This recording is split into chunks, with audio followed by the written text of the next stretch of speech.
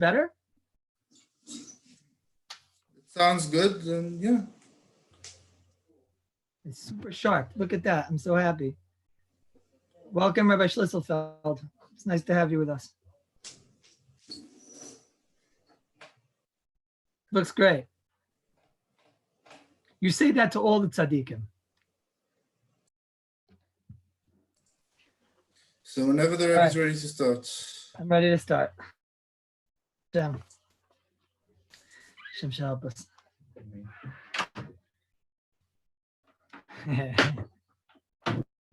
Okay, everybody say. Let's start. Bez Hashem. We had some technical difficulties yesterday. And I hope and pray for the Rebbe Shalom that B'schus Tzibur will Bez Hashem have Siyata D'Shmaya, and Zoom will not have a nervous breakdown today. Bez Hashem Yisparach. So we were holding Rabbi Isai by the Eglei Tal, by Rav Moshe. I want to just make a little bit of a sikkum simply because I know that it was a little bit complicated with the time, with the issues that occurred yesterday. So I just want to mention two things. Number one is that I said yesterday from the Eglei Tal, not so much a chazara because we really do have to go weiter, but I mentioned yesterday from the Eglei Tal that the Eglei Tal says that when you have Bishul B'chama, he learns that the Pshat in Rashi is just in the beginning. It's talking. He learns that Bishul B'chama is considered, the Lashon Rashi is Ein Derech Bishul B'kach, and it says Bishul B'chama is mutter. So the Eglei Tal has the kasha, how could it say Ein Derech Bishul B'kach, and it's mutter gomer, harei l'chayr, it's at least a shinoi. That was the kasha that we asked from the Eglei Tal. L'chayr, it's a shinoi. If it's a shinoi d'Rabbanan, then it should be, if it's a shinoi, and it should still at least be an Issa d'Rabbanan. That was the Eglei Tal's kasha. And we said yesterday from the Eglei Tal, tremendous chiddush, that the Eglei Tal said that there are two types of shinuyim. There's a shinoi which is a shinoi in the chefza. There's a shinoi which the entire result is a different result. A person that, for example, cooks in the chama, the Eglei Tal told us it's going to taste differently. And then there's a different type of a shinoi, that is a shinoi where, not that it's a different taste, it's a shinoi in the maisa. It's a shinoi that the action you're doing, that's not meleches machsheves. As we explained yesterday, that's a klaliistic shinoi in all of Hilchos Shabbos, that any time that you're doing a shinoi, the hainer, you're doing it in a strange way. It's not a normal thing for a person to take a shovel, a fork, and to go and dig the ground. That's not normal. So that would be, again, the result will be the same. So that'll be a shinoi only in Hilchos Shabbos. That won't be a shinoi in Kol Tarkula. Says the Eglei Tal, when it's a shinoi in Hilchos Shabbos only, dainu, it's a different maisa, but the same result. That's the shinoi that's in Issa d'Rabbanan. Mashenkin, the Eglei Tal said that if it's a shinoi in Kol Tarkula, that's when we say that it's taka going to be mutter gomer. If it's type of shinoi, which is a different result, it's mutter gomer. That's how the Eglei Tal explains our Rashi by Bishul B'chama. I must tell you that this Eglei Tal is extremely difficult. Is Rabbi Spyro over here, not Dovi, is your brother over here? He asked one shaila yesterday, many asked a different shaila yesterday. The basic shaila is does this klal shtim with the whole entire Masechta Shabbos and the whole entire Chelek Gimel of Mishnah Berurah? Does this actually shtim? L'chayra, Rabbi Spyro, for example, asked that when I write with my left hand, obviously when I'm going to write with my left hand, the result is going to be different. And that's the quintessential dogma of an Issa d'Rabbanan in Hilchos Shabbos. That's doing something strange. Now, that would be a shinoi l'chayra in Kol Tarkula. So the truth is that that's not so simple, because since the words, the Eglei Tal says the exact opposite. The Eglei Tal says that since you could calmly write with your left hand and get the same result, he uses that as his example to say, no, you could get the same result. And Aval Bikain, you're still Asr on Shabbos because it was done in a strange way. Hagam, the result could be the same. So there are, on each of the questions that the Olam's asking, possible terutzim, like that teretz and other terutzim. But in general, Rabbi Greenhouse, I find it to be very difficult to say this malach of Eglei Tal, to go and shtim it with all of Hilchos Shabbos is very difficult. He Grada himself goes on and he says a different malach. I didn't realize this until yesterday. He has a sefer called the Avnei Nezer. In Kufnin Tes, in Tshuva Kufnin Tes, in Oischav Beis, the Avnei Nezer says that a very big chiddush. He says, you know what? You're right. it should be a drabanan, because again, he learns Rashi ein derech bishul b'kach means it's a strange way of cooking. Why isn't there an drabanan? So the Geital says that they didn't make a drabanan when the result of your maisa is that it happens on its own. That's what it says. In other words, they only made it. It's true on every shinoi they made a drabanan, but here specifically by cooking, they didn't make a drabanan. They should have made a drabanan because it's a strange way of cooking. It should be drabanan. But since the result takes time and it happens on its own, so then that's considered something they didn't make a drabanan on it. Like kind of grum over the shinoi svar. It's a difficult svar, as everybody say. They could tell it's difficult. I just wanted to mention it to the oilam. That's number one. Number two is the oilam was asking yesterday about a microwave. Even if I hold Rabbi say that a microwave is, yeah, that's true, Rabbi Slansky. That's part of the Sherkai.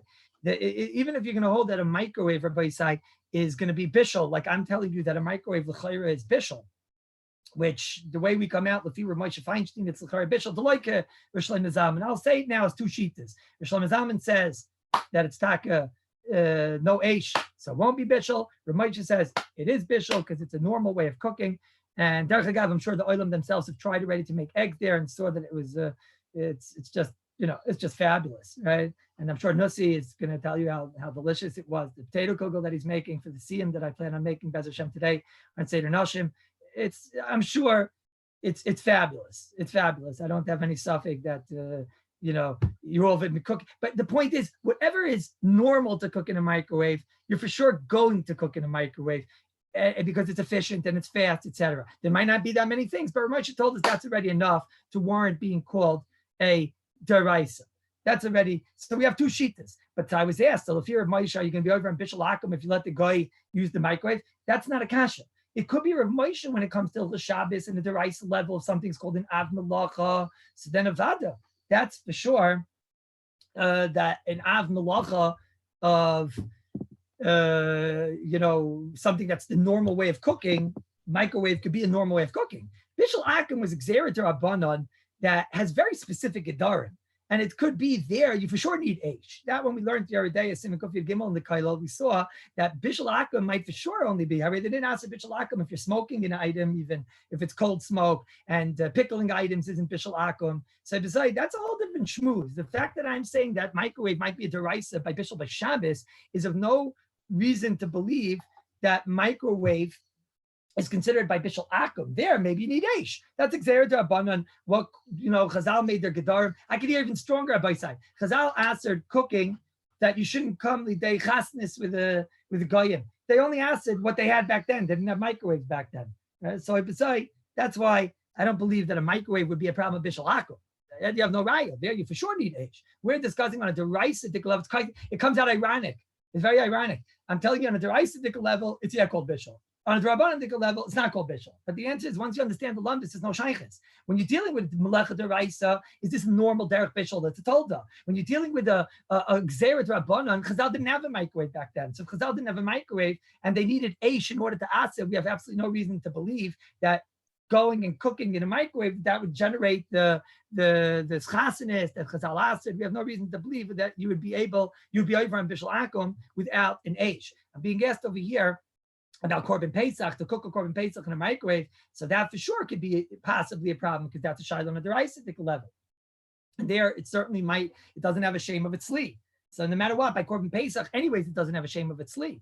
Even if you want to say that it's maybe a new type of bishul, but I also don't have the name tzli. So you have to know which lav you'll be over on, but it's certainly not considered a tzli eish. Right, the gabi basa b'chalav, like Fishel's asking, so that I would be chayshish that would certainly be a problem with basa b'chalav, and that's why the most chamatik shilas that I get, and my microwave shilas, you accidentally cook the fleshik and the milk in the fleshik and microwave, and all these types of shilas.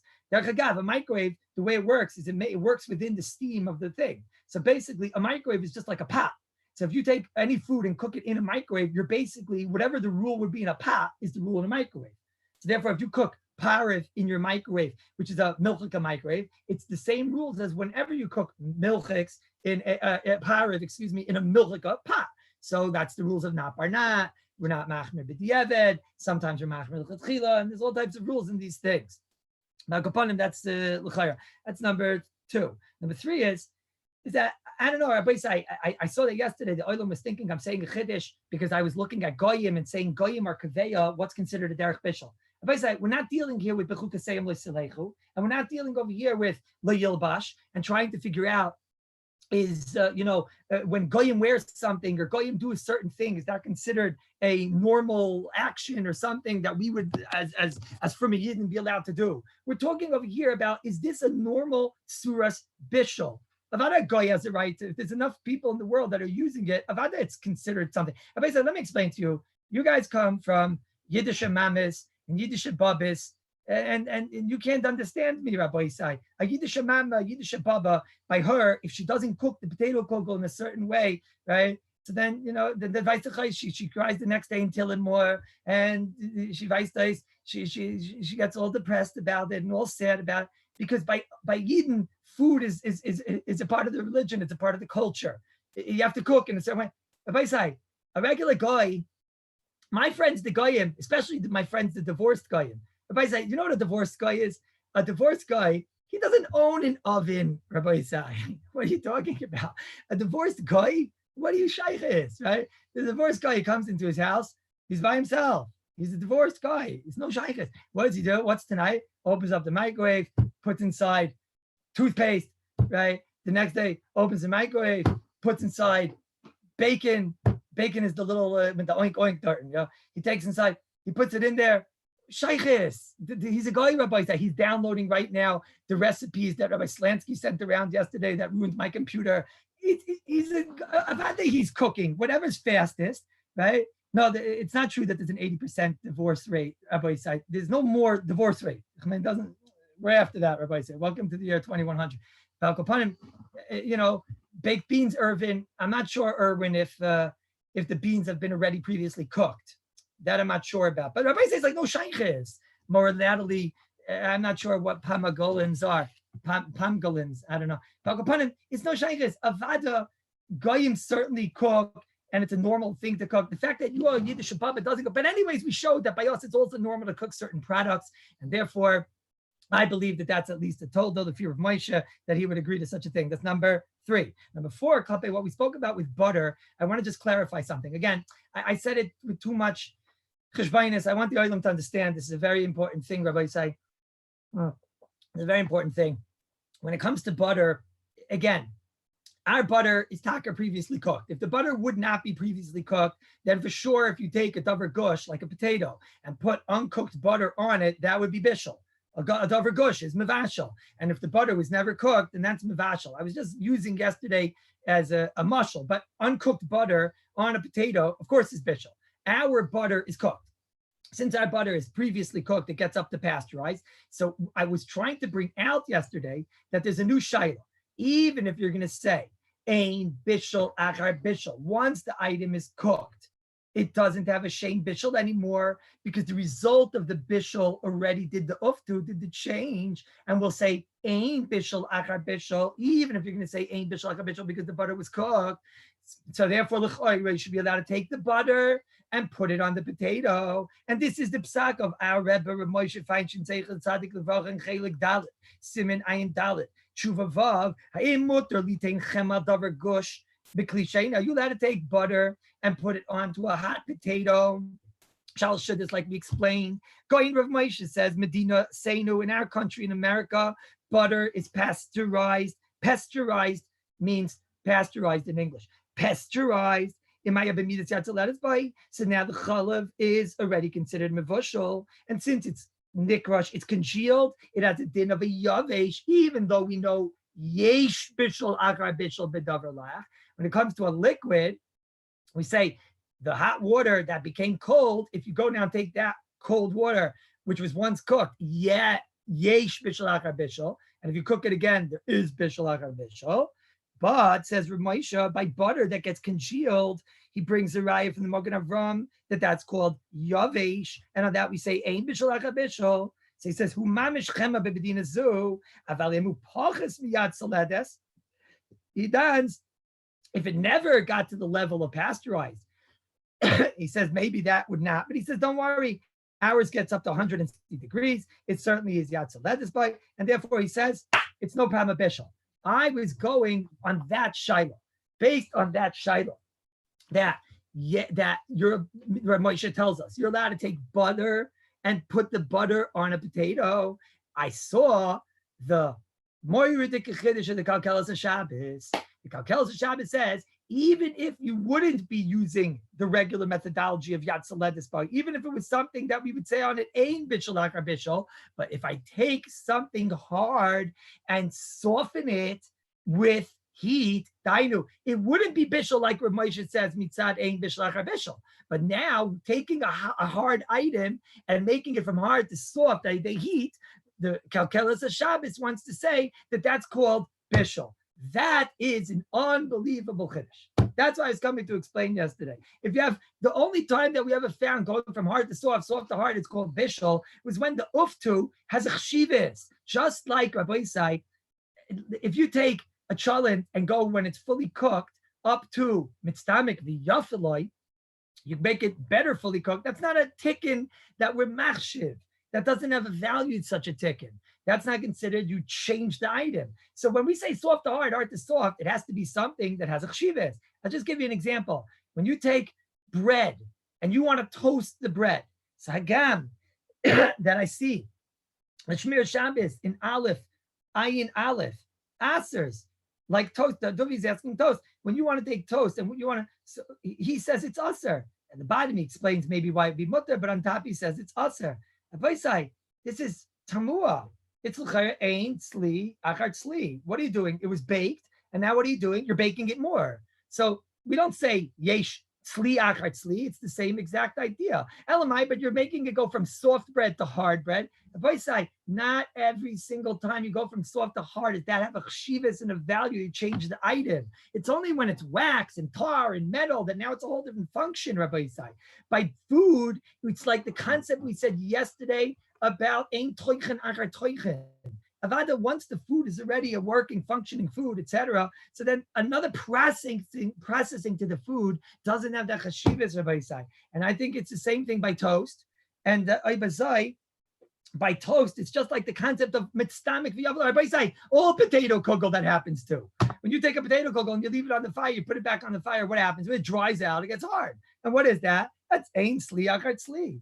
It's getting harder and harder. It went from soft to hard. But that's the concept of mitztamik v'raloi, mitztamik v'yafaloi. That's the concept of Baisai, that it's not considered a chshivas that was done on their fire. So therefore, not every time you're going from soft to hard. Baisai, if I take croutons and I use a klisheni or something where it's let's say no more bishul, it's klishlishi or something like that. It's klishlishi, no bishul. So is there a problem in putting croutons? You're making them go from hard to soft. The answer is a bayside. That hard to soft doesn't have the chshivas and the value of a bishul process. That's not a bishul. That's the shimush, the usage. When we talked about hard and soft, it's no shaykhis to this bayside. And therefore, by butter, the Kallus of Shabbos is a moiridik chiddush. That's why Moshe doesn't even mention it bichlal, because you're basically taking the butter, which is edible, usable, functionable, and making it user-friendly. That's what I explained yesterday. I just want to make sure that is crystal clear. Is that crystal clear? And we can start to share by say, if I need thumbs up. Thumbs up. Thumbs up. Have I burned down no thumbs? You only have one thumb. Okay. Now you have two thumbs. Yiddi Fisher, thumbs up.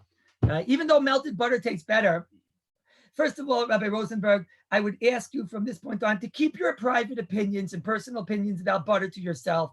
I happen to hold that butter, when it is not liquid, I happen to like butter better. And I feel that, that was insulting. I'll let it slide, but mechatesi, toast also tastes better. Okay, that I don't agree with. But Akopanim, Rabbi say, it's better. And Rabbi said cholent that was on the fire also tastes better. Tasting better doesn't make something into a bishul. That's not called a bishul, Rabbi say. As I say, now we can start the shir. How do we start the shir? So yesterday I was looking over into the Amek, into the valley outside of the house, my neighbors, Yasir and Fatima, the whole chevra over there. And I saw this very interesting thing. I saw like a light that was shining. You saw in the morning, like Shacharis, there was like a massive light coming out of a certain part of the mountain over there. Massive light. So we have up there the binoculars, and I look through the binoculars, and what do I see? There's little Yasir and his sister, who he also happens to be married to, and he's holding a magnifying glass, like a huge one, and he was trying to burn down the Amic actually, but Al Kapanim, he was taking the rays of the sun and directing it, and it was a huge light. It's a huge light. So I started thinking, if Yasser would do that on Shabbos, so then what is that? What is that exactly? Let's say he would cook. Let's say Yasser would cook on Shabbos with, you take the magnifying glass and he would direct the ray into an egg. Is that called Bishul B'chama? It becomes a fire. Is that called Bishul B'chama, or is that called Toldas Chama? That's a shayla. Is that called that? All I'm doing is I'm directing the ray of the sun in a much more intense way onto the egg, and then it's just directing. So maybe that's Bishul B'chama. Or no, it's Toldas Chama, because it's being done al yidei a medium. You have a medium that's enabling for the sun to get it. So that's I looked it up. I'm Makar Toiv to Yasir for the Shaila, and I found that the Chutshani, Rav Nissen and Beis Chavtes, he says, he says anything that you need an emtsai is no longer called Bishul B'chama. Once you need to direct it, etc., it's no longer called from the sun. It's now called that it's a tolda of the chama. Now, I think it's a very big chiddush. I have more to argue on Rav Nissen. I did see there's a sefer called the Torah Shabbos. Torah Shabbos was called the Korban Nesanel, Rabbi Isai. Korban Nesanel was like 300 years ago. I mean, since Einiko was about 287 years ago, I think. The Korban Nesanel's Einiko, the Torah Shabbos, he declares the Shaila. Very interesting. And he says over there in Sivkot and Yud, he says, no, it's a chama. I must tell you, I don't fully understand what's inside that it's not a chama. The glass itself doesn't cook. Told us chama, the metal cooks. The glass itself, I don't even know if the metal's hot. I mean, it's not hot enough to cook. All that the glass does, the magnifying glass does, is it directs the ray. So you're just channeling, you're not copying the sun. You're just directing the sun. It's a murdik chiddush to say that would not be called chama. But it's an interesting shayla. We'll see in a minute when I get to Dud Shemesh, the water dudes, the hot water solar panel zachen. We'll see in a momento what exactly we'll do with those svaras. The other thing I mentioned yesterday about the magnesium, does anybody have these Gesundheit meals that we spoke about?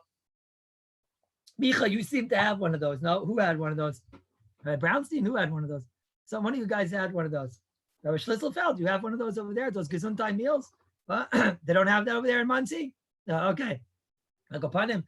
But my only question is like this. My question is, when you break the magnesium into the sodium water, you break it in there, what exactly happens when you break it in there? Does the actual magnesium, do you see it, or it just looks like water? I'll tell you why I'm asking in a moment. Does anybody want to answer this question? Crotons? No, that doesn't answer the question. No? No? Rabbi Schlitzelfeld is pleading the fifth. Kanira Muncie is already, No? What do you say? You know what? It's because there's only 97 of you. If there'd be 100, we'd know the answer. That's Lamaisa. Right. Nobody knows the answer to this question? I just need to know if you see the magnesium. Nobody knows. All of a sudden, everyone's quiet, right? Yeah, where are the geeks? All right. Akapanim, what's magnesium? Okay. Akapanim, I'll tell you why I'm asking. Because, the question is that when you take this magnesium, they have these meals, you take the magnesium, you break it into the sodium water, and then it makes a chemical reaction, makes the water very hot, and then the whole entire Gesundheit, the whole meal over there, fills up with steam, and it makes it all hot, and that's how you have a cooked meal in 15 minutes. You just pour it in, and it dissolves. Okay, we got our answer. Oh, Baruch Hashem, we found our geek. Oh, Baruch Hashem. I'll go put him. So, oh, Baruch Hashem. So he's saying that you just put it in there, and it looks like regular water. Ben, it looks like regular water after you put in the magnesium. It just looks like regular water. You just see regular boiling hot water. Is that correct? Ben, what's going on? Yes or no? Fingers are shaking. I'm not sure what he's doing. Is he kneading a challah right now? you have two choices. It's either thumb up or thumb down. When you go like this, it means you're kneading a challah. Thumbs up. Okay, thank you. So I'm under the impression that also like that you just take the magnesium, you put it into the sodium water, and it looks like basically boiling hot water. Okay, why is that important? I'll tell you why it's very important to me. That's very important to me because I had it sad. I never, and I got a thought 3 years ago, but I don't remember exactly what happened after they broke the magnesium into it. But I mentioned on the first day that we learned this sugya that maybe if you see the chama there, so then that wouldn't be called toldas chama. That would be called chama mamish because you see in front of your eyes. I think the reason why that would be a mistake would be because l'chayra, once you have the water there, you don't see anything. So then you don't know how this chemical reaction came about. So now what's the nafkamina? So I saw very interesting. I saw that in the Ashrei Ish, they quote Rabbi Yashiv, who talks about a chemical reaction making this hot water business. And they bring that Rabbi Yashiv said that he dons that it might be moilid. He dons it might be moilid. Making a chemical reaction is moilid. Taking something from cold and going to hot is a chemical reaction is moilid. I don't understand this. And that's safer. It's not things that he heard exactly from Rabbi Yashiv. It's mipia shmua. You know that to be saimach on a mipia shmua, it's not really kedai. It's not kedai. Would you be saimach on a mipia shmua if you were getting directions to go into Arab territory? It's not so kedai always to be saimach on mipia shmuas. Not kedai. And also, I find it to be a pella. If I take cold water and I go make it hot on Shabbos, I'm over on Bishul. Why don't you say you're over on Makkah Padish Moilid of chemical reaction? The only time we find Moilid or Baisai is when you're taking a soft item, a solid item, make it into a liquid into a solid. Then we'll talk about Moilid.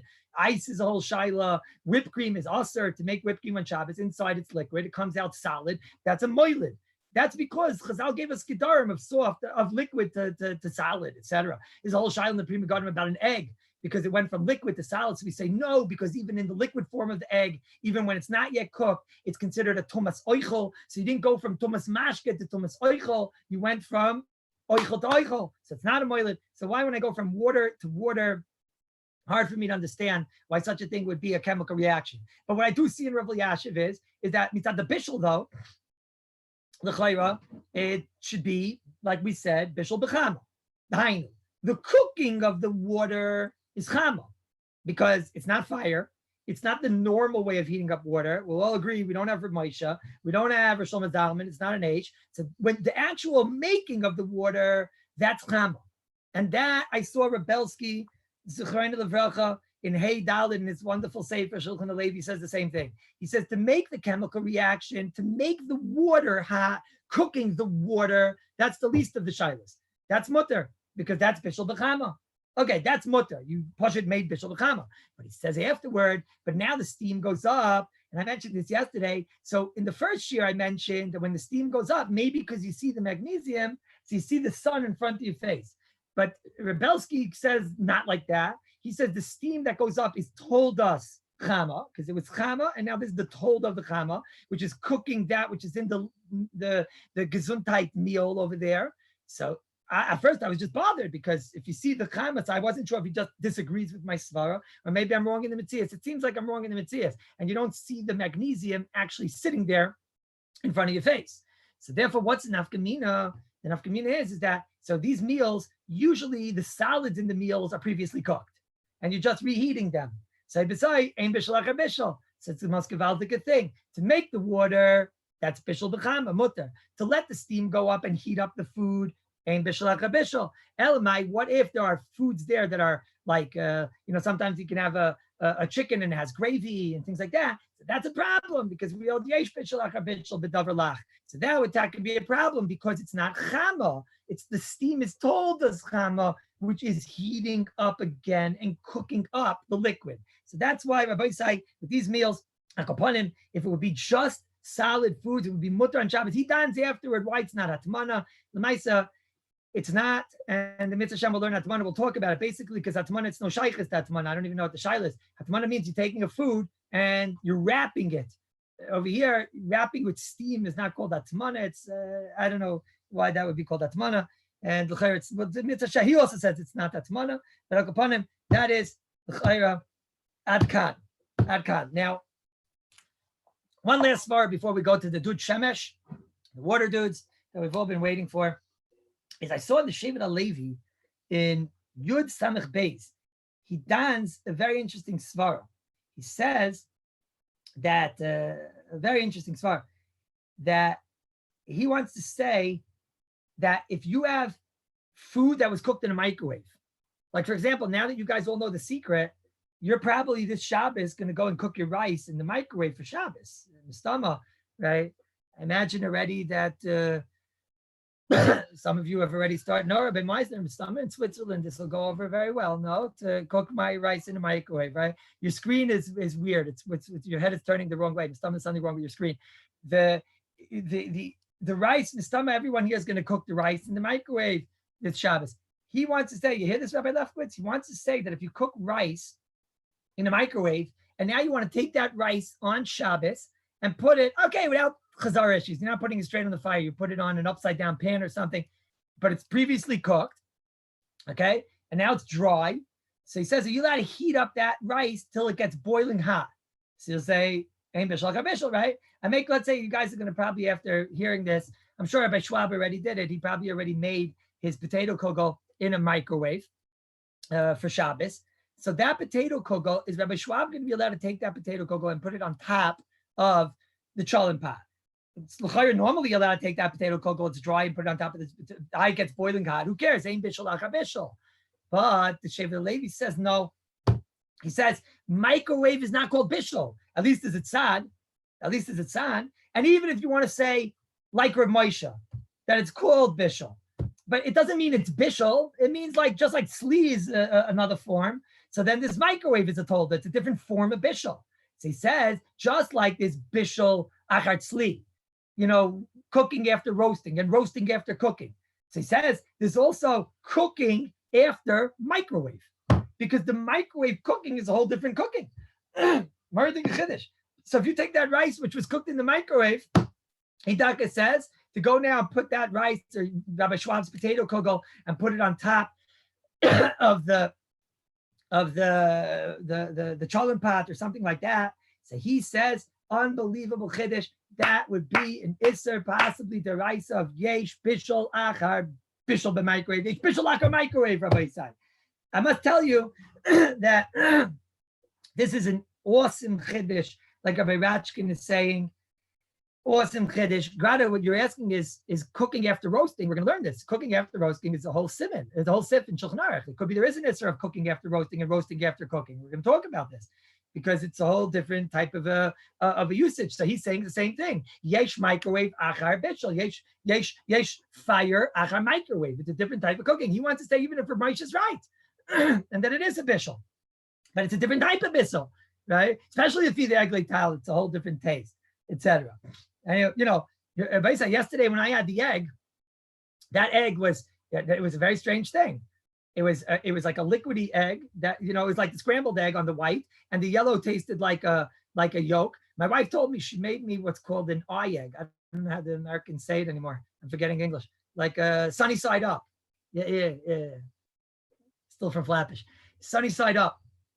All right, a sunny side up egg. So she made a sunny side up. I mean, the sunny side up eggs that I've seen in the past, the yellow was a little bit runny. The white was like a little bit scrambled and stuff. Mashain Kane, when it comes to the microwave one, it was a whole different material. The yolk was tasted like a yolk, in a hard-boiled egg, and the white tasted like a scrambled egg. It was like a very interesting messias. So it tastes l'chayra differently. So therefore, when you go and put it on the fire, Rabbi Samuel's, l'chayra, it's going to be a problem of yesh bishul achar microwave or something like that. The truth is, though, is that you should know this is a very big nidin. A very big nidin. The Prima Godim in the Mishpitz Zav and Sivkat and Vav is Mesupik. If I take water that was heated in a Dud Shemesh, water that was heated up in the sun, and then I cook it, and it's boiling hot water, do we say yesh bishul be or bin fire achar bishul bechama? And he's Mesupik, and he says at the end, Mistamitz mutter. Why is it Mistamitz mutter? Because like Rabbi Ratchkin said before, because the change it's already a gavaldik oftu. The food itself is already edible and gishmak and zis, And that change is not such a chashuv a change. When you go from tzli, bishul achar tzli, tzli achar bishul, that's a whole different type. One is you're using liquid, one is you're using just fire. Here, it's basically going to just wind up heating up the item that was already previously. It's not going to change the item, l'chayra. And this is why the Pri Megadim is Taka Mekel. I must tell you that I was Zeicha to ask this Shaila Gufa to Rav Elyashiv. Now, I have it written down, and I don't know in which way did I ask it to Rav Elyashiv. I don't know if I asked him, did he hold like Rav Moshe or not like Rav Moshe? I just asked him the Shaila. If you have microwaves, I have it in my notes. If you have a microwaved food, and then after you take the potato cooker from the microwave that you cooked in the microwave, and now you want to put it on top of the chalm plate, is it mutter? He said it's mutter, because b'kai governor we don't say yesh bishul achar bishul, because the change of a fire is not going to be something that we have to consider to be a new process. Ad kan akafa aleph. Now we start the sugya that you've all been waiting for, and with this Bez Hashem we'll go into Shabbos Kodesh, the sugya of the water dudes. What's the shaila here? What if you use the glass to make a fire? Is that told us or told us chama? So if you use the glass from the sun, it's for sure not told us or. It's not from the fire. It's told us chama. But anyways, we said it's not even told us chama. We said it's chama mamish, because it's just directing the rays of the sun. It's not actually being heated on the glass. It's not being heated on the magnifying glass. Are we in Mishtabura ha-me-vashal? I'm not sure what you're asking, Lucy. I would like to know what you're asking. It condenses the sun rays. I'm not sure, Donnie. Which Steve? We're still in Steve Gimel, Bez Hashem. We're still in Steve Gimel now. Now, basically, I want to tell you something. I daven every morning on the roof. I got that from my Al to say the Hillel. He also davened on the roof, right? And I daven every morning on the roof. On the roof, there's not that much going on, Rabbi say. The reason why the Miri says you're supposed to have a makom kavua is because if you don't have a makom kavua, so then you wind up, every day looking, hey, look at that. That's an interesting scratch over there. Look at that. Wow, look at that. Wow, over there, there's a certain piece of paint that's chipping off. Ooh, so interesting. I didn't see that yesterday, right? And that's why you have to have makom kavua, because after a while, you know already the scratches in the wall right in front of you. And you know what? It's good I just to daven because there's not that much exciting stuff going on the wall, right? So you know what? So I have a makom kavua on the roof. I gotta have two because that's me. But I have a makom kavua. One of my makom kavuas on the roof is right behind the solar paneled panels, right? The solar panels. The water dude shemesh, right? Some young Israeli punk probably made up that name, Rabbi said. There's nothing I could do about it. But the dude shemesh, the water dude, that is my makom kavua. So I'm Mekayim the Meiri with all the shitas. I know every part of this water dude, Rabbi said. Now I was going to bring the computer upstairs today and show it to you, but yesterday, because of what happened, I'm too scared to start with the computer. Yesterday, the computer had a nervous breakdown, and I'm afraid what can happen today. So I'm just going to describe it to you, everybody say. It's very, very simple. I'll even show you over here we'll use a mask, right? We'll use a mask. It basically looks like a mask. What do I mean it looks like a mask? So basically, it has, the water dude has imagine this is one black, you're seeing blue, okay? But imagine it's just a black metal, mamish like this. It's one big black metal piece of metal. It's under a glass. I have two of them. Most people have two of them. And under the glass is the whole entire glass. Under the glass is a black metal. And you look, and then every about 5 inches, the metal juts out and goes around a pipe. These are my pipes. You see how the mask has these ridges. There's a pipe here and a pipe here and a pipe here and a pipe here. You can't see the pipe, but you see that the metal is dressed around the pipe. So the metal just basically follows the pipage, follows the pipe. So there's about 8 pipes up there, let's say, and the metal has, the whole thing is one big shtick metal. Okay, before I continue, is that crystal clear? It's basically very simple. Imagine these are pipes, my finger look are pipes, and I would have malubish on it, a black piece of metal that just follows it through. So in the middle, you have here about 3 inches of metal between each pipe, straight between each pipe. Between each pipe, you have 3 inches of metal. Did I describe it right? My son-in-law's here. He's saying I've described it right. And it's not because he's scared of me. It's because his makim kavu is there also. So upon it, that's the water dude. Now, with that in mind, I want to explain to you what should be the shaila of the water dude. So the Tzitz Eliezer in Chelik Zayin in Siman Yud Tes. This tshuva was written in 1962. Rabbi say, my father wasn't even draft dodging in 1962. He wasn't even bar mitzvah yet. This was written a very, very long time ago, Rabbi say. 1962, Rabbi say. It doesn't mean that whatever I'm going to say, I'm chas v'chalila arguing on the Tzitz Eliezer. It could be that things have changed since 1962. He describes over there a water dude. He describes that the way the dud shemesh works is that the water gets heated straight from the sun. He basically shows you how it has, there's some type of a vat there, and the water gets placed on the roof, the sun goes into it, and the sun heats the water.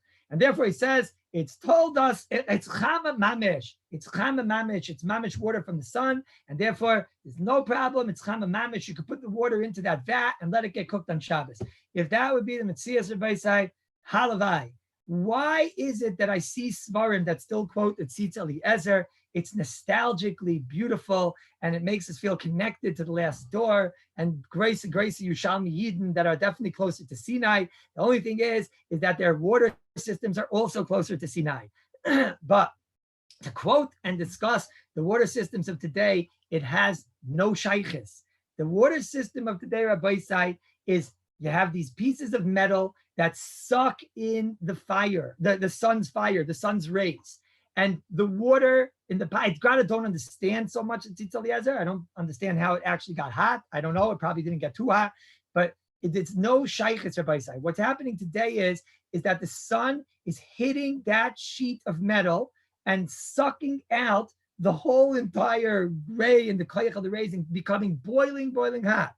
Then underneath it, there are pipes with water that are getting cooked from that separate piece of metal.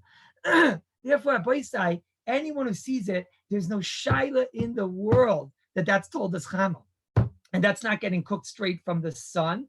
It's not. So I saw, for example, I saw that the Orletzian in Beis Lamed, he says, no. You're just like when you take a pot and you put it on fire, no one's going to say that the food in the pot got heated by the heat of the pot, and that when you're cooking in a pot, it's because you're cooking with toldus or. He says taking a pot and putting it on the fire, that's called being cooked from the or. So says Dorotzian, so too, when you take a pipe with water and you put that pipe in the sun, no one's going to say the pipe is getting cooked. That the water is getting cooked from the pipe. It's the water in the pot. This pot was placed in the sun. It's getting cooked from the sun. But Rabbi Sai, the way I explained it to you, it's not true. It's not the Metzias. It's not just that there's a pipe and the pipe is, if there would be just a pipe and the pipe was being cooked from the water, then I would be fine with it. Rabbi Sai, it's the sun is hitting these pieces of metal, and these pieces of metal are boiling hot under the metal. There's a separate pipe. It's a totally separate pipe. My davening needs to be worked on, but I am the expert of what dud shemeshes look like, Rabbi Isai. And a dud shemesh, certainly no shaila, is a piece of metal, and underneath is a pipe. So it's not the pshat that the pipe is getting heated from the sun. It's that the pipe is getting heated from the piece of metal. And Rabbi Isai, no, Rabbi Isai, my friend, there's no games. That's what's going on up there on the roof. That is what's going on there. No, Rabbi Spitzer, you want to come back, get out of England and come back there to Israel, and you'll see exactly what's going on over here. It's Rabbi Isai, that, my friends and family, is called Bishul Betol Das Chama. And this is why the Chayra, there's no Shaila. We'll see in a moment. It gets more and more problematic. But L'chayra, it's pashit that even if I were to somehow open a valve to put water into those pipes, you would be over on Bishul Betol Das Chama, which is an Itzad Rabbanan, not a Deraisa. That's number one. Number two is replace this thing. I'm going to answer your question by Gutman in a moment. This thing about Bishul B'chama was one of the most controversies that ever hit Eretz Yisrael. When the Sefer Shmir Shabbos came out in the early 60s, so he writes over there that a solar paneled water, that's Bishul B'chama. Mutter. When if you put water into we'll see in a minute, that's not even what we're dealing with anyways. When you're putting water into the pipes, that would be Bishul B'chama. Baisai, it came out in the second volume, and he sort of was chayzer. In the third volume that we have today, he doesn't say it's mutter. Shlomo Zalman is quoted in many places that he was chayzer. Now, what exactly happened over here when the Shmir Shabbos came out at first? He said it was mutter. So in Bnei Brak, you were not allowed to use this sefer Baisai. It was, placed on the side, as they say. You aren't allowed to use the sefer in Bnei Brak. This is one of the major reasons why in Bnei Brak till today, they are not zoiche to use the sefer the Shmir Shabbos Hilchos. We Baruch Hashem are zoiche to use the sefer Shmir Shabbos Hilchos. And I'll tell you the emes Baisai, in the Shmir Shabbos Hilchos, everything's in there. Everything is in there. Either you're going to say the same as him on 80% of the things, 10% you'll say pum fakert, and 10% you'll say a little different, and then 10% maybe you didn't talk about yet. But Al Kapanim, it's all in there. So before you put the sefer in Chayrim, Rabbi Gerber, it's kedai that to realize these Adam Gadol and V'chulei. That's how it goes. But Al Kapanim, he did say an unbelievable chiddush, which I don't know if it was true in 1962, like I told you, but today it's vadai 100% told us chama. Chama's mutter told us chama is in the Rabbanim. Now, Shlomo Zalman is quoted as saying that I was chayzer. If you look at Shlomo Zalman, he says, why was I chayzer? So Shlomo Zalman says, Murder Gazach. Shlomo Zalman says, because since today, the system of the Dud Shemesh is connected to the system of the boiler. And when I open up my sink, obviously in the winter, in the after time in the summer also, you need to have a boiler system. So when I open up the exact same valve to bring me hot water, it could be bringing me from the boiler if the boiler's on, or it could be bringing me from the solar power if the solar power is on. So he says, when the Gemara said there's an asi lechlufe, listen good, Rabbi Danziger, when the Gemara said that there's an asi lechlufe, you're going to come to make a mistake if we allow you to cook with toldas chama, and you'll come to think I could cook with toldas or. So Shlomo Zalman said there's a bigger asi lechlufe that when I'm taking water out, when in the same exact system, it can have or it can have chama. So the Mela, Shlomo Zalman said a reason chiddush that's included in the actual takana of toldas chama. That you have here something which is so asi lechlufe with or, because with the same exact valve, I could be getting something heated from the fire. It's a chiddush. I must tell you, Baisai, I don't understand the whole nidin. Maybe you can all help me, right? I mean, my psychologists haven't been successful, but maybe you guys will. I don't understand. Rabbi Sharon, I totally don't understand the whole entire nidin. Rabbi Baisai, forget the solar panel that I'm telling you is a piece of metal getting heated up, and then the pipe gets heated up from that, which push it to me, this whole chama. Forget that. Rabbi Baisai, where does the water, so where do I stand? Who knows? Where's my makim kavur for davening? Who knows? Who knows where my makim kavur for davening is? Anybody know? Where? Over there, Darton. Right, over Darton. Right. My roof. Thank you, by Markstein. My makim kavua, dude. My makim kavua is right there next to the dude. Okay. Rabbi say, where does the water go from the pipes?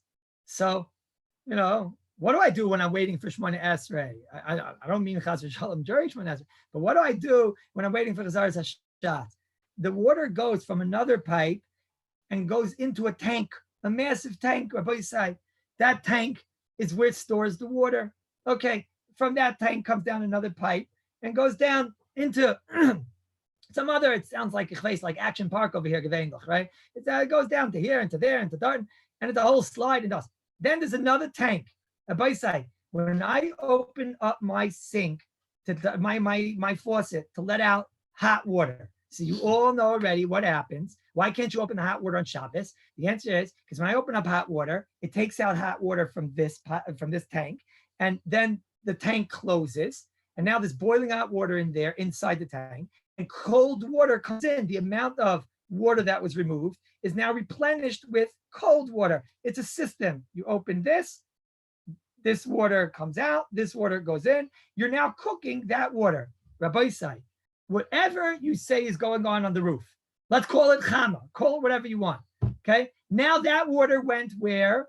Into a tank. What's the water when it got into the tank, Rabbi say? For sure, 100%, according to all the poskim who ever lived and ever should live, that's called toldas chama. That's water. It's at least toldas chama. Let's say the water on the roof was like Laura Letzian says, it's cooked straight from the sun. So now what is it? So fine, I have that water now. Now the water's in a tank. The water's in a tank. So what happens when I take out the water? Because I want hot water. Now cold water is going to go into the hot water, which was heated from the sun. What's hot water that was heated from the sun, Rabbi Sai? That's toldas chama. Why is that different than a blech that was heated up in the sun? Rabbi Danziger, why is that different than a blech that's heated up in the sun? That if you cook an egg on it, that's toldas chama. That's toldas chama. The water that's cooked up in the sun, of course, that's toldas chama. So who cares what went on upstairs? I told you even upstairs it's called toldas chama. Forget that. I'm wrong, let's say. It's chama. But who cares? When we're going to take out hot water from the sink, so what's going to happen? It's going to be replenished with cold water. If it's going to be replenished with cold water, in a case of where obviously, I mean, when the sun is out and it's a yatsa lettuce water, etc. My water right now, the dude shemish is on, it's boiling hot. You can burn your pinky toe, fragnish, Rabbi Isai. So beside, it's the most pashut thing in the world that to use a water system of a water dude, of a dude shemesh, is 100% a toldas chama. Now it's not Nitsa deraisa. It's only a Nitsa derabanan. And therefore, you're there, guy, it'll be a shvus to shvus. And also, if you have a lady who's having a baby and she needs to turn on a bath or something like that, so then b'kai govna, it's only an Nitsa derabanan. For sure, for a chayla, there'll be a markum to be mako because it's not an Nitsa deraisa. We're dealing with toldas chama. So whatever had teirim you have for a chayla, for example, a lady when she's in labor, then she wants to have a hot shower. Halavai, if she has in her house a dud shamish system, because then the only shayla we're dealing with is a derabanan of toldas chama. But it certainly is a shayla of toldas chama, Rabbi Isai. Yeah, no, this is true. You could turn it off. Right, there are things you could do, and then you could turn off the entire ability for cold water to go. But but Danziger, that requires somebody who knows how to change levers and levers and up and down. I don't think my guys know how to change a tire. So I mean, I don't think that. I don't know. Now, but I must tell you that. So I looked into Orletzion, which I'm being asked over here, what did Orletzion hold? Why doesn't he agree with this? Because Orletzion seems to say that you could open up Rabbi Elbaz. What was the Orletzion hold over there? What do you think? Because you have a Vavaja's picture over there, so then you don't have to answer it for Orletzion. What's going on with you? Right? Levi, what do you think the Orletzion is going to answer for this kasha? So I looked into Orletzion, and he said a fabulous chiddush. He says, well, the whole entire system is just a grama. And since chama is only a shayla drabanan, so it's grama with the drabanan. Now, first of all, I say we the Ashkenazim are for sure machmir on drabanans and gramas and all these things. So I don't know. But second of all, I say our great poskim, Rabbi Yashiv, Shem Zalman, they all said, Ramesha, that if you have something which is a system, then that's not called grama. Something that's set up in a system, that's not a grama. Grama means something that's not a system, but something that's an actual system to work like this. The whole idea of grama is that it's not misyachis to me the result. Here, you set up a system, and they bring a raya from Baba Kama Daf Samich, like Zoyre V'Ruach Mesayosai. That's the way that you do winnowing, right? That's the way you pick up the pitchfork, right? You probably have a pitchfork, no, Rabbi Schlüsselfield? You can still have a pitchfork, no? You take the pitchfork, you go like that. The wind comes. That's a grama. That's the derech of the malacha. That's not a grama. Right? That's not a grama. So besides, this is the derech of the malacha. It's the normal way to cook cold water. However, we do it all day long. This is how we cook the water. And even if you want to argue on that svara, but here's different. The place there's a sugya called bidka de maya. What's the daga bidka de maya? Bidka de maya means that there was what's that stopki, that's holding back the dam? What's it called? The thing which is holding back the dam. You know what I'm talking about? When you have the hole in the dam and they have that plug. There's a name for it. And it's holding back the gourd. Gourd. You have the gourd and it's holding back the water coming out of the dam. It's Ibizai, the Stupker. Yeah, very good. Thank you, Philip. The Stupker. The Stup, no, not the, what do you write over here? The Stupper. Yeah, no. The Stupper is when you stup, that's to get into a tish, Philip. That when you have that thing which holds back the dam. The Gemara says if you get into a fight with somebody and you decide to kill him, so what do you do? But you don't want to be chayv misa. So you take him, says the Gemara in Sanhedrin and Daf Zayin, and you tie him up and you put him by that little plug by the dam. And then you remove the plug. Says the Gemara, that's called bidke demaya, that you were harnessing a koyach. When I remove that and the koyach is released on the first go, if he's right there and you kill him, you're chayv misa. That's called dramaisa. That's called dramaisa. Here, Rabbi say, you know how it works in the sink? When I open up the valve, miyad, I open the faucet, miyad, the valve moves. I was harnessing a koyach. I'm the one letting in that water. That's a bishul, Rabbi says, no games. That's a bishul. That's called you did it. That's your maisa. I don't understand the Tzia, Rabbi said. I don't know. And then the other achreinim I saw, they talk about it's psikresha. So what psikresha? Rabbi said, don't throw around this terminology. It's psikresha, the nichale. You've made a system like that because you want to have hot water afterward. So I don't know. Tachlis, Rabbi said, told us chama is das. A water dude is a told us chama. There is no shaila. The way it works on the roof is that the metal chaps the sun, and then that heats up the pipes. Das as I told us chama, Rabbi said. There's no games. And then the water in the tank, that's already called a told us chama for sure. That's water that was heated from the sun or heated from something from the sun. And now when water goes in there, so you are not allowed on Shabbos to go and open up your faucet and take out the hot water, because now it's going to cook up in the toldas chama other water. If your wife is having a baby or something like that, or if you're having a baby and you need a shower or something like that, so then already that's considered a chayla, and the whole list of years only the rabbanan. No, the whole list is the rabbanan. That's what about YT? What's YT? Shmuel Blinder. What in the world is YT? Oh, even the regular dude, Yom Tif.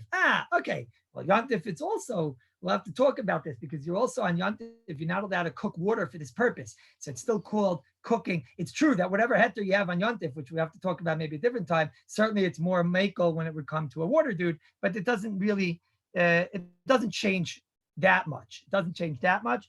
I'll just leave you with one shaila. Let me just finish with one shaila, is that, I wanted to leave you with one shaila. Yeah, we spoke about it in the Kallus in the past. I'll just mention. We spoke about once what happens if you open up the water by mistake and you open up the hot water. Now the hot water is coming out. So based on what we said today, Bain if it's a boiler system, Bain if it's a water dude. So then what happens? If you close it now, the second you close it, you're causing that water that went in to get cooked. Again, I opened the water. Now the water is gushing out. The cold water is coming in. The second I close it, you're going to cause the water to now get cooked because it's stopping the outgo of the hot water, which is going to allow for the cold water that came in to get cooked. So I can't close it because when I close it, I'm causing it to get cooked. I might say, imagine standing there by the water and all that water is going to waste. It would definitely make anybody go crazy, no? It would definitely make anyone go crazy. So I must tell you, if you're dealing with a boiler, which is a shaila of deraisa, cooking deraisa, a very serious shaila. The only etter that I can think of, it's not like miskavin, it's yemiskavin, because you have a system that you know that happens, right? It's yemiskavin. The only thing I can tell you, Rabbi Isai, is that we once saw a sugya when we learned once Amir La'akum, that who remembers what we said? We said it's a hezek abapitoy.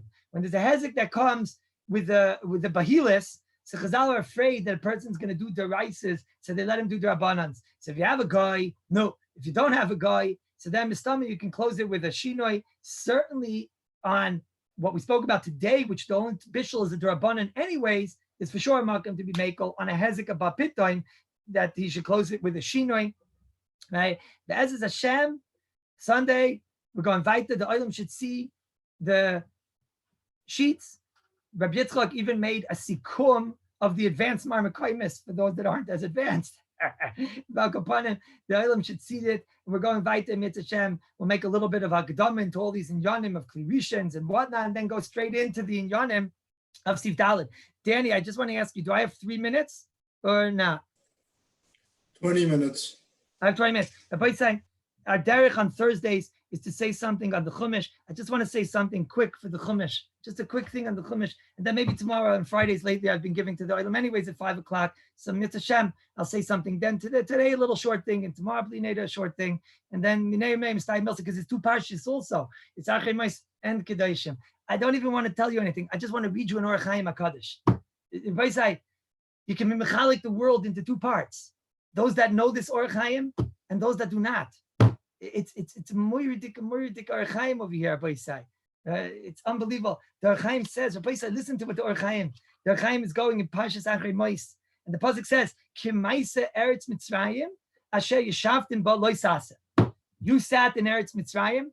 Don't do like they did in Eretz Mitzrayim.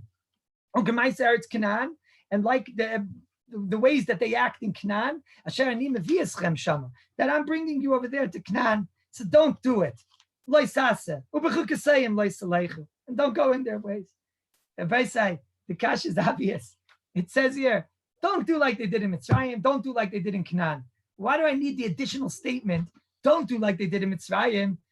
Asher Yeshavtim, that you sat there in Mitzrayim. Stop. Don't do it in Mitzrayim, because don't do like the ways of Chmein Rabbi said, when in Rome, right? Never do like a Roman. Right? when in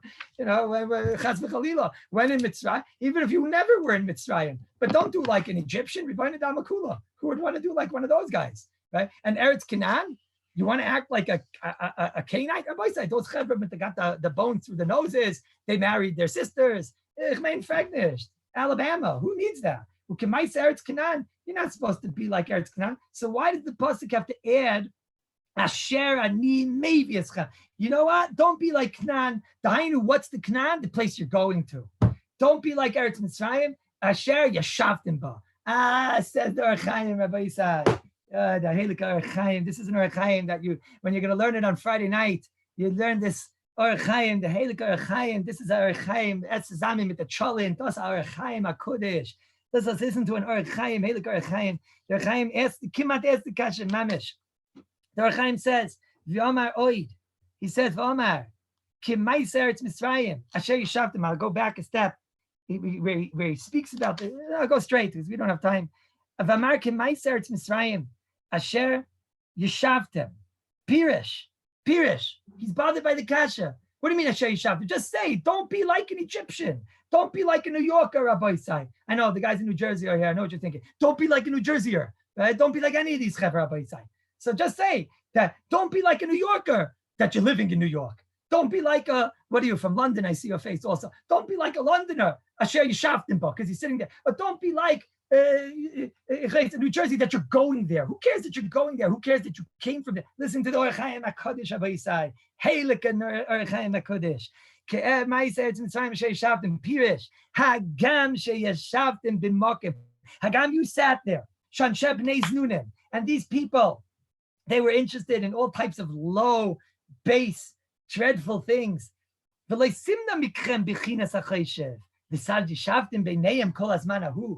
you got used to their evil ways. You got a shtickle taiva for what you got a taiva for what the New Yorkers do. You got a taiva for what they do, the Alabamans do. It became normal to you.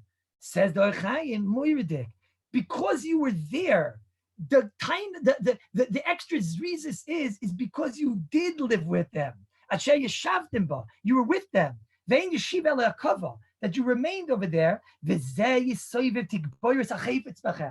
you live around people and you are around certain people, eventually you're going to have the same desires as those people. Work on yourself and push yourself and overcome, and don't do like their evil ways. So listen to this. And the same thing with Eretz Canaan. The Orach Chaim goes on, he says, same thing. Hagam, afapi, that you're going to Eretz Canaan, and you're going to see the way they act. Shamir gia sheita shel bechinas ra. The nimtzas bechinas achayshim misaveres. You're going to start thinking, hey, this ain't so bad what these guys do. Yeah, it looks very geschmack what these guys do.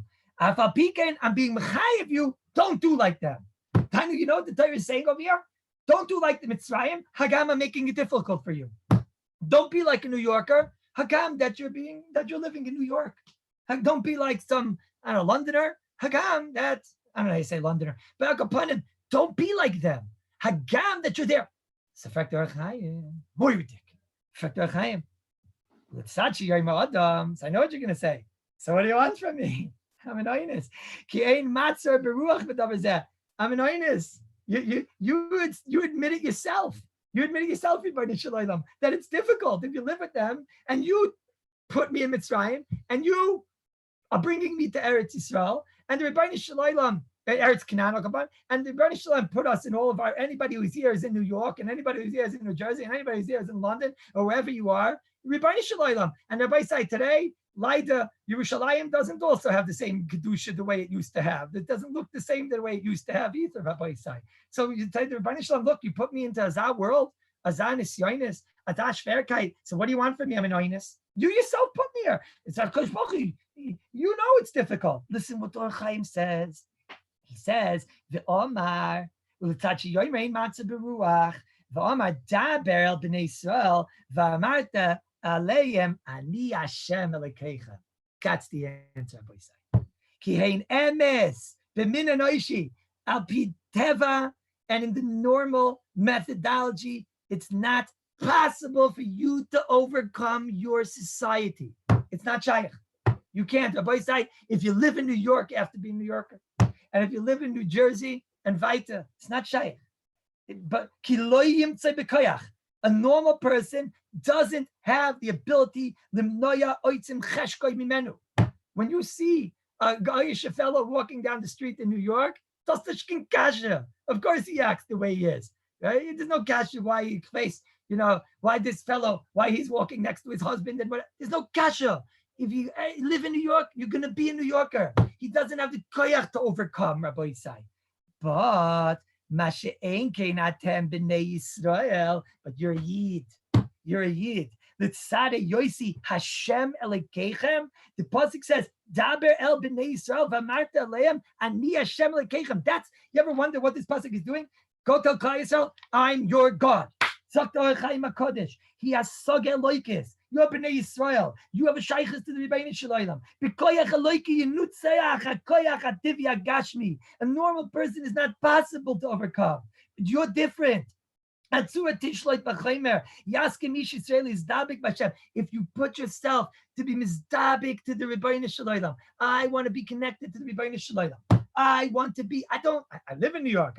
I'm here. I live in London, right? Who am I? I am a chelik eloki mimal. Ich bin a Yid. I'm a Yid, Rabbi Yisai. If you're a Yid, you're the only person that can overcome this. That's the difference between a Yid and a Goy, Rabbi Yisai. A behema, he grazes around Darton, grazing the grass Darton, he's just grazing around. But a Yid, the fact that everybody else is doing that, but it's only when you're a Yid. It's only when you connect yourself to a Kodesh Baruch Hu. Says the Chaim, that's what it means. That's tzadikim libem moser biyadam. I'm in control of my heart. Harashayim mesur biyad libem. Hakavana ki hachefetz v'hacheshek yeshna b'leiv adam. V'harotzen is in my moyach. The cheshek is in my heart, and the rotzen is in my brain. Listen to these words. If there's something that Jewish eyes should not look at, doesn't stop. My leiv wants it. The yachol harotzin atoli b'mayich. It should know. The brain should say, no, don't do that. Don't do that. You want it. We see there's people that are able to overcome, right? But then their tzadikim, they are connected to Hashem. So they are able to do this. Libam are moser b'yodam. Shagam, they want a taiva. Yivcher the seichel shehia neshama. A Yiddish seichel is a neshama, Rabbi Yisai. V'im yeshna bazar me'Hashem miklei ativ yishlol harotzin by the yimna chayfetz. Only a Jew could do it. Rabbi Yisai, they say, what's corona? What's corona? Rahman al-Islam, this Nordic virus, right? So they say the corona is like an El Al flight. I say it's the El Al flight. So it's looking at they say an El Al flight. Everybody's watching the movie, right? And the Haredim are trying to make minyanim. Das is Corona. Das is the Zelberzach, right? Everybody's there sitting in their houses right now, and they're watching movies, right? And the Charedim are trying to make minyanim. Rabbi said, das is Corona. What do we, the whole world, what do they do at 9:45 in the morning? What is every guy in the world doing at 9:45 in the morning? I was probably sleeping, Rabbi, right? But what is every guy in the world doing the second he wakes up in the morning? What's he doing, right? The most, at best, he's looking at Leitzanis, he's looking at preachers, he's looking at Erva. But a Yid, why? We have the same ability. So what's the difference? The Yid is a person that's connected to HaKadosh Baruch Hu. So when a Yid wakes up in the morning, I'm a Yid. So what do? I don't look where Jewish eyes should not look. Big Yetzer today, Rabbi Isai. I don't look where Jewish eyes shouldn't look. I wake up in the morning, I learn a Blat Gemara. I wake up in the morning, I listen to a shir. I got my chavrus on my Zoom or on my teleconference. That's what I do. I'm a Yid. A Yid is the only one. So you could be in New York, but if you're with Ani Hashem Elokeichem, then you're not going to have this problem.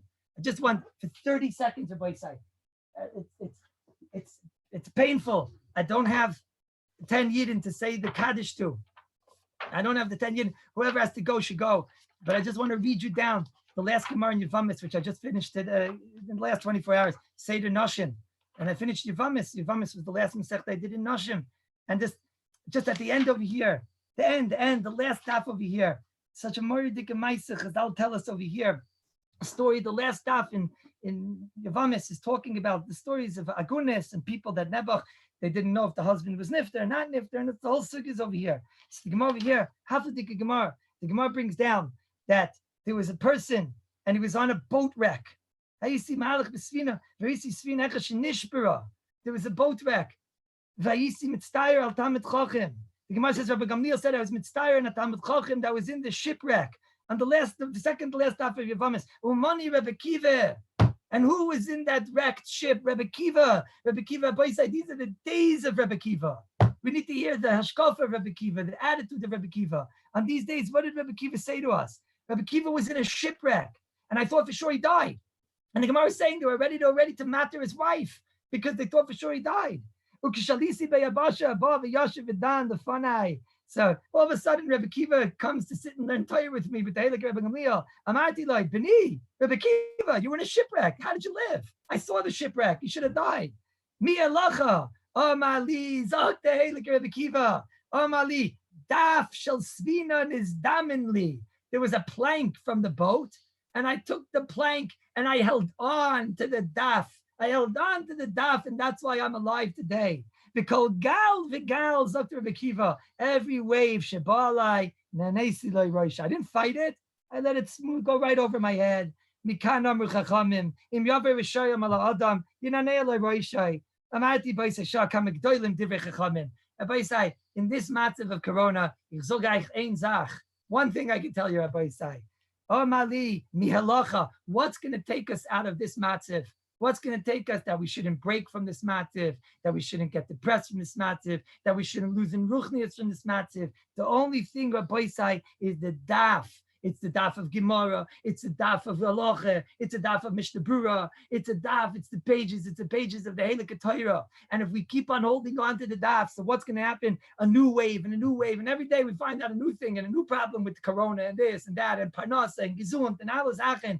So if we don't, we're not going to break. And we're just going to let it go over our head, and we're going to still have the Blat Gemara. If we have this Blat Gemara, Boisai, so then we'll have the Emesa, the Hadron Alach, the Shabbasim, the Slicha Mesechet Yivamis, and we'll all be Zeicher, Boisai, Shtei Teiroschem, Unaseinu, Boilam Hazeh, and Teimonu Loilam Haba, mit alle Papas, and Herev, Hashem Lekenis, Divrei Sasecha, Befinu, Fifius Amche Beis Yisrael, Bernishon should make the Torah sweet for us. And we want everybody to love the Halachos Torah. And look what we do when we wake up in the morning. Everybody in the world, Rabbi Isai, wakes up in the morning and goes and turns on a computer, and he opens up the computer and he sees what's going on. Anu Rats, and we also opened the computer this morning when we woke up first thing in the morning. And we were Rats where? They were Rats to the Ber Shachas, the Anu Rats in the Chayodim Haba. We take this computer, which by them is Taka Tuma. And by us, it's the Eibishter's way of getting us to become together, that we can learn Torah. And we say, Rebbeinu Shalom, Kishem Shazartanu, everything that we're doing together, me to be Messiah, Yavamis, Noshim, but Tazreinu Rabbi said that we should get back together again and do all the Messiahs together. Lilmod, Lamed, Lishmor, Lasis, Kayim, the ganze Torah, but Ava, and the source of all these Tanoim, Amoraim, the Talmid Chachamim should be yamed for us, and we should be Zeicha Bez Hashem to the Eich Yomim B'minim Esmaila, Ay, Adonai Oiz La'amo Yitain, Adonai Yevarech Es Amoy Basholon. Okay, Rakida Rabbi Isai. No? Unmute my brothers. You may unmute Mazel tov, yourselves. mazel tov, mazel tov. Mazel tov, Rabbi. Mazel tov. Rabbi, mazel